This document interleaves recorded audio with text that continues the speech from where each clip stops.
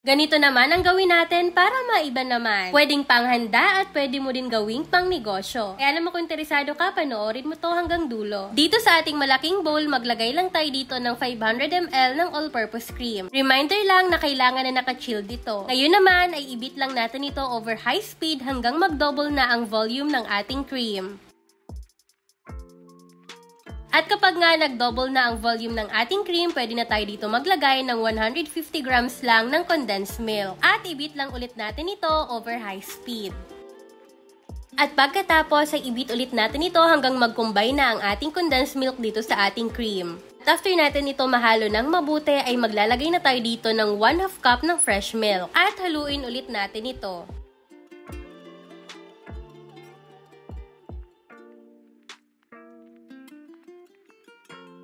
At kapag nga nahalo na natin ito ng maigi at ganito na ang consistency, ay set aside muna natin. Gumamit pala ako dito ng Mega Prime Peach Halves. Dito sponsored mga mare pero masarap talaga ang kanilang peach halves. At noon pa nga, eto na talaga ang ginagamit ko. Kailangan lang natin ito i-cut into cubes. Gawin lang natin ito sa lahat pang natitirang mga peach halves natin. At after nga natin ito makat into cubes, ay set aside muna natin ito.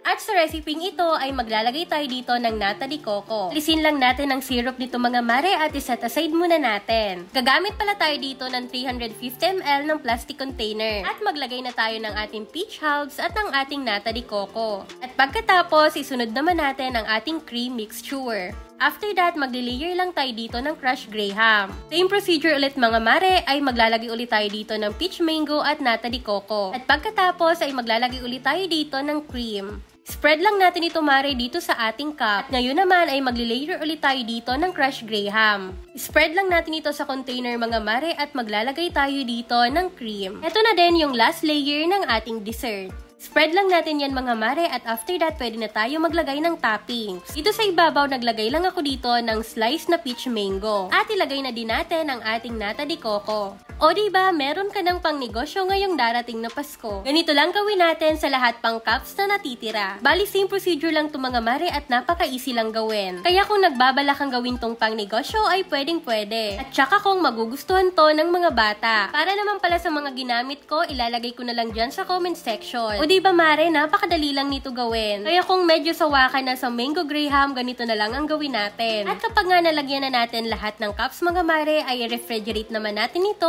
overnight. Para naman pala sa list ng ingredients na ginamit ko dito, ilalagay ko na lang dyan sa comment section. O diba, marami na rin tayong nagawa. Perfect nga itong panghanda, lalo't lalo na't malapit na naman ang Pasko. After nga natin i-chill ito mga mare, tingnan nyo naman kung gaano ka-soft at ka-creamy itong ginawa natin. Kaya naman, try nyo na din gumawa ng recipe na to. Yun lang muna, follow for more pang negosyo recipe.